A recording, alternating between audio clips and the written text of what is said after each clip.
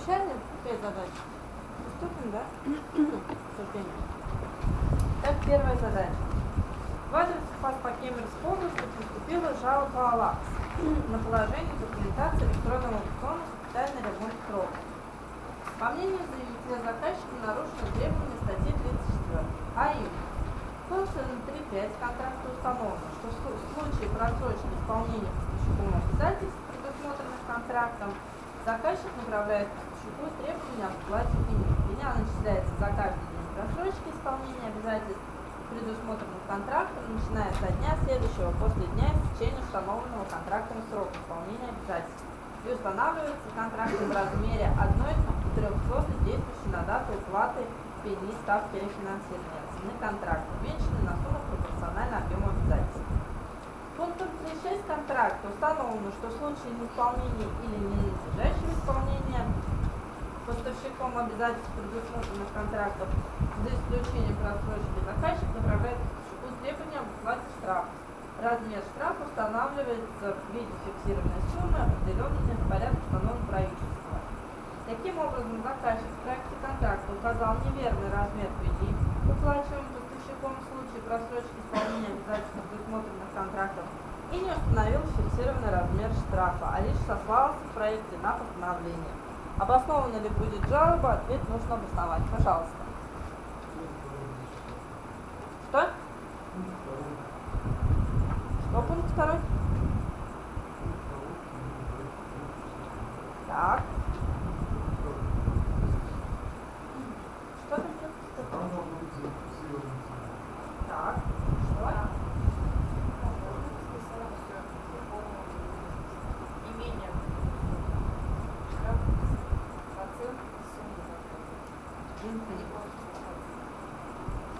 Так, еще. То есть, значит, давайте разберемся. По пени они что нарушили? Заказчик. Так. Размер указали правильно? Вот, правильно, остальные подскажут. Не менее 1/300. Мы не можем установить 1/300. Мы должны прописать не менее 1/300 и применить формулу, которая установлена в постановлении 1063. По поводу размера штрафа. Что заказчик нарушил?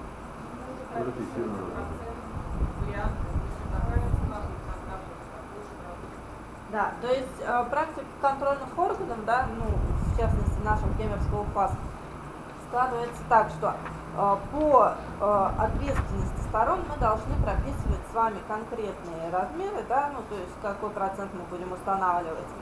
И размер пени, да, мы тоже должны прописывать, что не менее обязательно 1/300, а не четко, да, 1/300, и прописывать ту формулу, которая предусмотрена постановлением.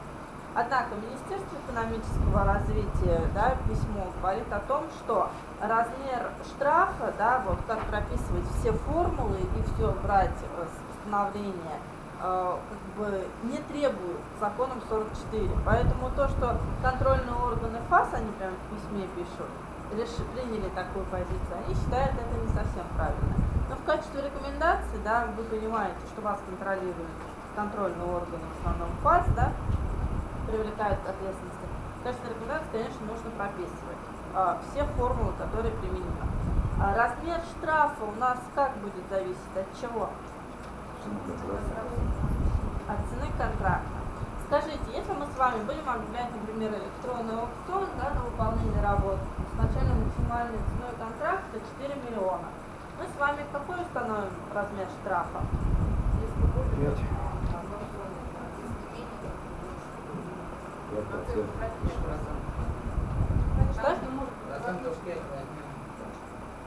Что значит процентов? 5? 5%. Так. Что мы 5%?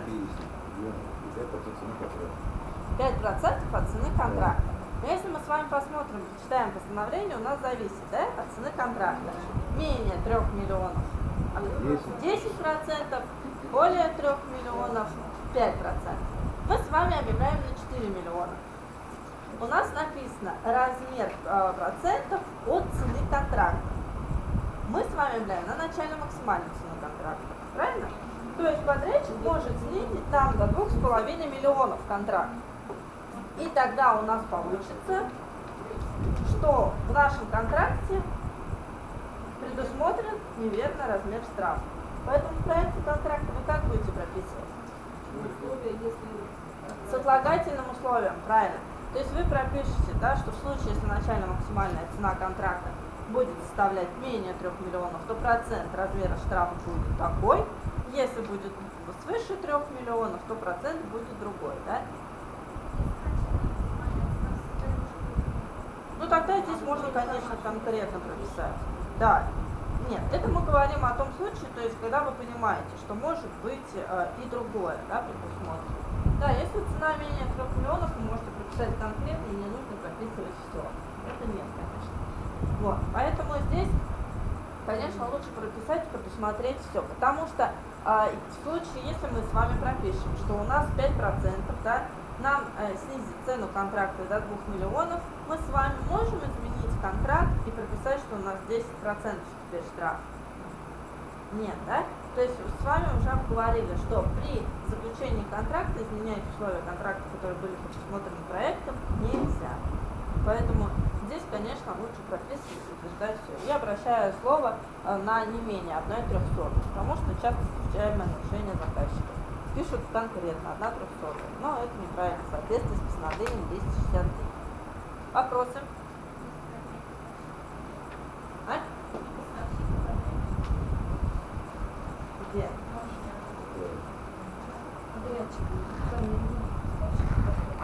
Здесь, да, встречается поставщик? Ну, может быть, кстати, задачи брали прямо из решения жалоб, и я не удивлюсь, если, например, так прописывали участники жалобы. Ну, да, замечание верно, конечно, будет подрядчик указываться. Понятно, да? Скажите, менее 1/300. Да. А максимально личное какое? Нет, вы прописываете в контракте, что будут применяться не менее 1/300, и вставляете ту формулу, которая предусмотрена постановлением 263. И в случае, когда у вас наступят такие обязательства, если вы будете применять, да, данную норму, то вы будете применять по этой формуле, которая предусмотрена вашим контрактом и постановлением правительства. Еще вопросы? Вопросов нет, да? Переходим к следующей задаче. По результатам проведения открытого конкурса определился победитель – физическое лицо. Заказчик на третий день с даты подписания протокола рассмотрения и оценки заявок на участие в открытом конкурсе направил победителю без своей подписи проект контракта, в который включил цену и условия контракта, предложенную победителем, а также условия об уменьшении суммы, подлежащей уплаты физическому лицу на размер налоговых платежей, связанных с оплатой контракта. Правомерны ли действия заказчика?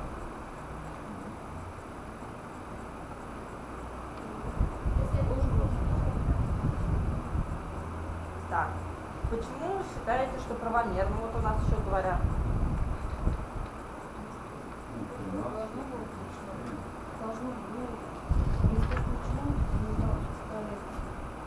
У нас не было. Они и написано, что...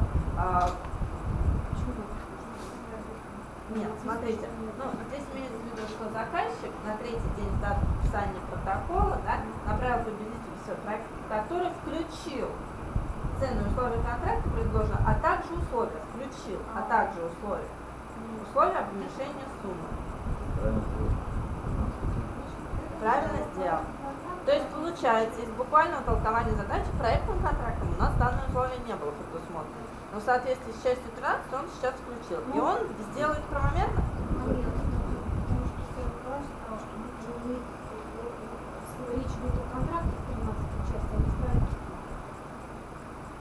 Я так вариант сказал ухода.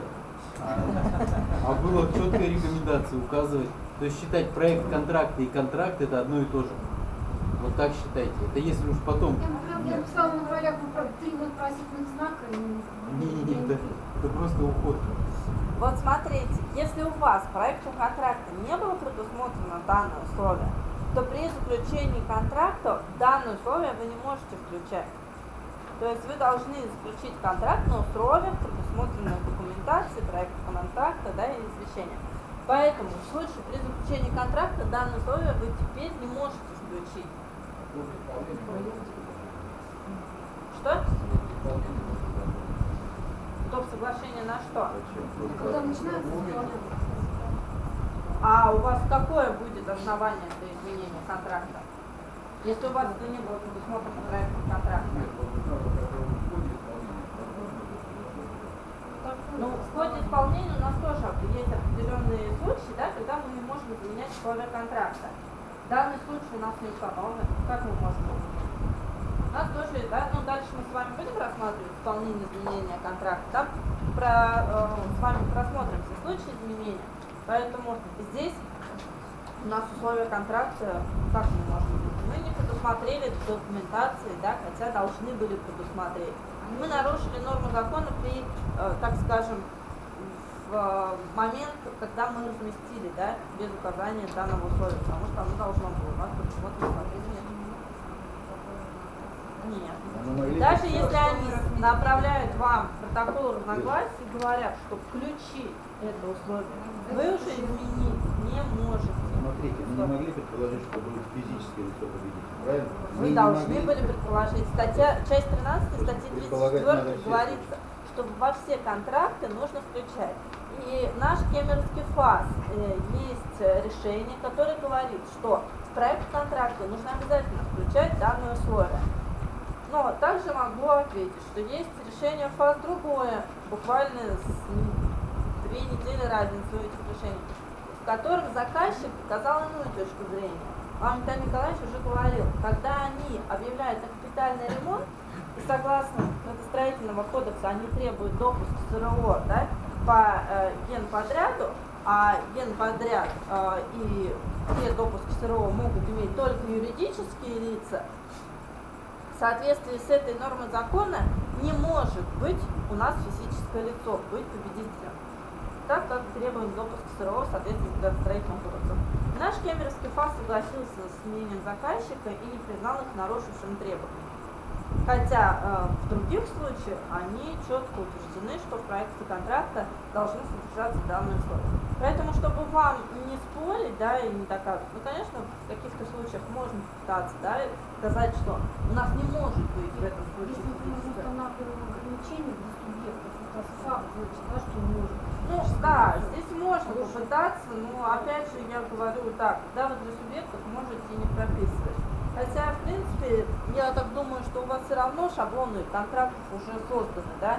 И если вы включите, вы его берете как для субъектов, так и не для субъектов, правильно? Ну, конечно, если там не специфика, да, если это не стройка, не лекарство и так далее, то у вас в основном они, особенно ответственность, она у вас, вы ее пропишете один раз и всегда будете пользоваться. Поэтому, конечно, вам удобно прописать этот пункт и потом про него забыть, но чтобы он у вас всегда был. То есть, если он у вас будет, нарушений не будет хоть как.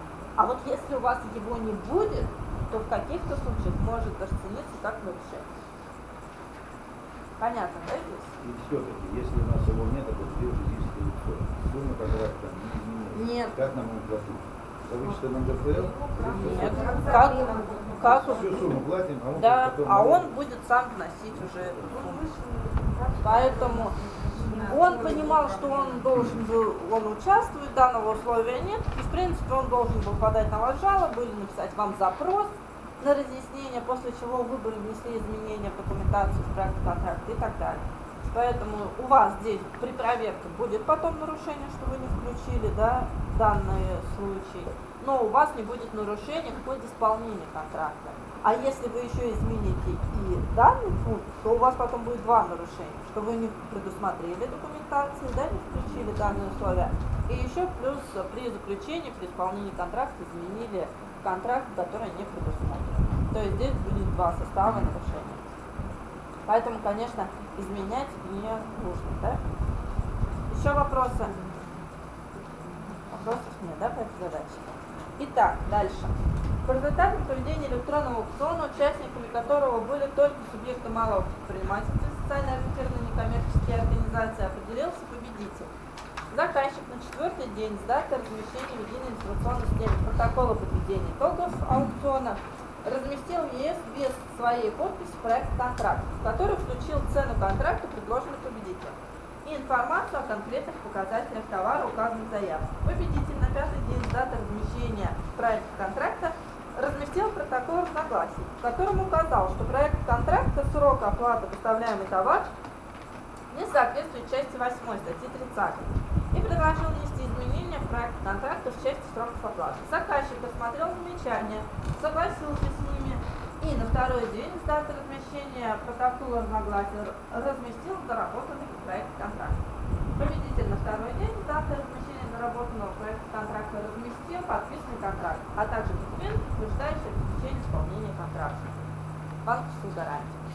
Заказчик в этот же день подписал проект контракта. Правомерно ли действие заказчика? Смотрите, у нас часть 8 статьи 30 говорит о чем?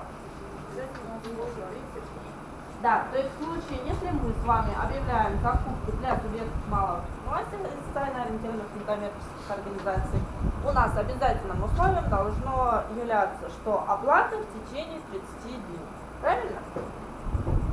Заказчик объявил для субъектов и не предусмотрел. Например, написал 60 дней. Победитель выиграл, прислал ему проект контракта, он посмотрел, что там 60 дней, и написал протокол разногласий. Говорит, в соответствии с частью 8, напишите мне 30 дней. Вы это обязаны сделать. Заказчик согласился и изменил проект контракта. После чего он был заключен проект контракта. Правомерно сделал заказчик? Нет, кто-то говорит. Почему? Потому что заключать контрактные условия, содержащихся в течение документации. Да, то есть тот же случай, что мы сейчас с вами рассматривали, да, опять же, мы с вами не предусмотрели заранее. Сейчас изменять мы ничего не можем. Проектом контракта было предусмотрено 60 дней, поэтому мы с вами должны заключить на 60 дней. Да, они должны были обжаловать, да, или написать вам запрос. Также вы должны были внести изменения. Опять же говорю, что у вас будет это нарушение в ходе проверки, да, потом, что вы предусмотрели неверный срок оплаты, да, который предусмотрен в части 8, но, тем не менее, при заключении вы измените его уже на 30 дней не можете. Да, нужно все предусмотреть в проектном контракте, заключить контракт на условиях, которые были предусмотрены в документации проектного контракта. Нет. Здесь, а как вы за случай пропишете? Вы же четко понимаете, что вы закупку объявляете только для субъектов. Вы же ставите ограничение, пишете, что только для субъектов. С этим оплата 30 дней. Здесь не может быть два случая. Два случая может быть прописано отлагательное условие как по штрафам, так и по НДС, да, как Виталий Николаевич сегодня уже объяснял. И еще вот хотелось бы обратить внимание, потому что вот сталкивались, да, видели. Заказчики пишут, да, вариант 1, вариант 2 в проекте контракта. Но это будет не совсем верная формулировка, это по НДС я имею в виду. Пишут вариант 1, если упрощенная система налога, да, обложения, не вариант 2, по-другому. Вы прописываете в случае как отлагательное условие, да, что в случае, если выигрывает поставщик, то у которого упрощенная система налогообложения, то, значит, они не будут облагаться НДС, да, если на общей системе, то будет. А как вот просто видела такой проект контракта, где прописали большими буквами вариант 1, вариант 2, выделили цветом, что с этим делать потом, да, когда вы будете заключать контракт, то есть я так предполагаю, что заказчик, наверное, какой-то из вариантов хочет убрать. У нас опять же это будет нарушением, да, если мы это уберем.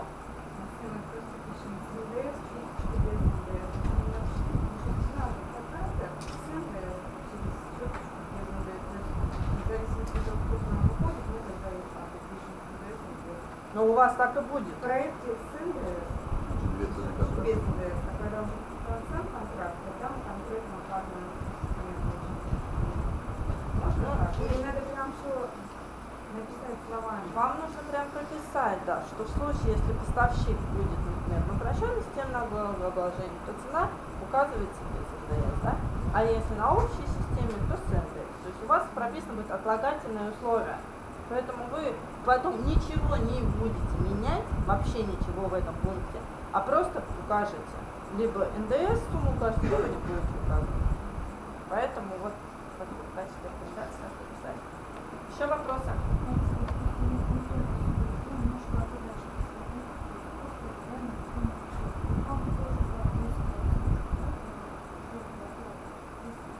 Нет, у нас часть 8 предусмотрена статьей 30 только в том случае, если мы сами объявляем закупку только для субъекта. То есть если мы объявили закупку в соответствии с частью 3 статьи 30 и написали, что у нас закупка для субъектов. И обращаю ваше внимание, что если вы объявляете закупку по части 5 статьи 30, да, когда привлечение субподряда, то у вас уже часть 8 может и не распространяться. Вы, конечно, можете, да, написать 30 дней, но это уже будет ваше право, не обязано. Поэтому здесь вы смотрите, а если мы объявляем закупку в соответствии с частью 3, что только субъекты, да, малого или сона, то у нас получается, мы должны соблюсти часть 8 статьи 30 и написать только 30 дней. Других двух случаев у нас в данной ситуации не будет предусмотрено. Понятно? Непонятно? Еще раз объясните.